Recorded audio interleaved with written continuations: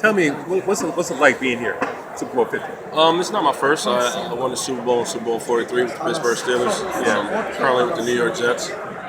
I'll be a free agent in March. But it's a great experience. It's good for fans. It's good for guys like me who aspire to be in the media business. It shows you the grind. It shows you how, much like guys like you and everybody else, you gotta dig. You gotta fight. You gotta find that nugget. And you always gotta kind of kiss a little butt to get what you need.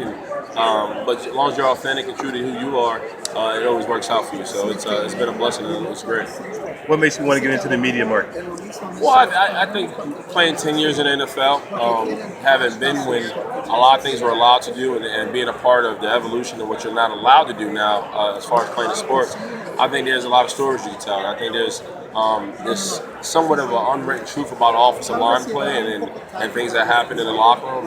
And it's always good to give a different angle and unique perspective about the league and where it's going and what you see and how you generalize sports in itself. So there's a lot of insight that you can provide to the general audience.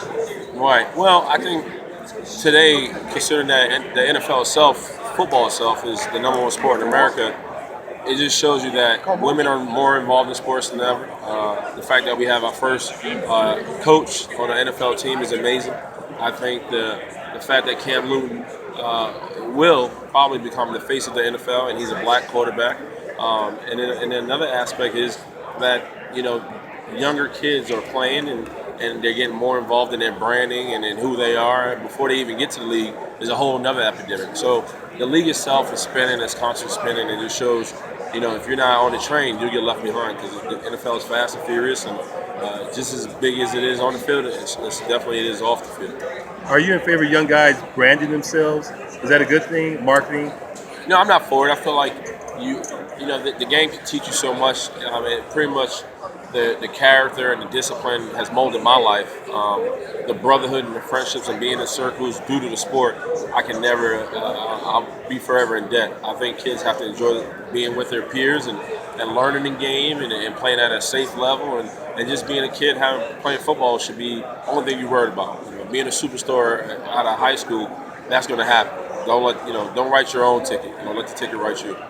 And so you mentioned something about black quarterback and Cam Newton being the face of the franchise. Could you elaborate on that? Well, Cam right now, he very much represents the now. He's very, he's bringing the hip hop culture. He's bringing the edge. He's bringing the showmanship. He's very much today our Magic Johnson. And for those who don't know, Magic Johnson you should go look it up because he's an amazing ball player. But he's everything. What the black culture is going through, the fashion, the hip hop, the being intelligent, looking good.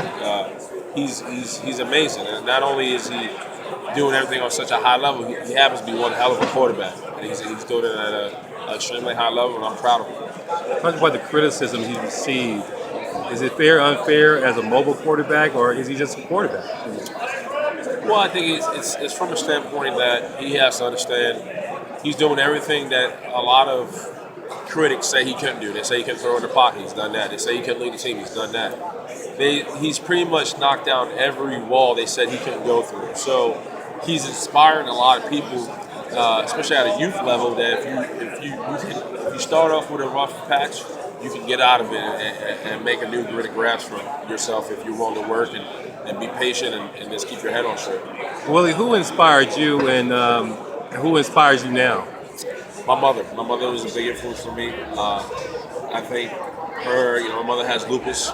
For me, watching that woman be able to raise a family in the South Bronx, New York, and not make any excuses and be able to look back. My sister's a superintendent. I'm in the NFL. My brother's an actor.